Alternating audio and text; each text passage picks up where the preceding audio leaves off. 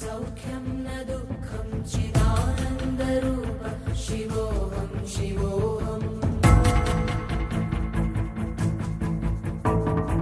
తల్లి ఏది తండ్రి ఏడి పట్టు తగిలే బంధమేది మమతలేవి మాయలేవి మనసు పొరలా మసకలేవి.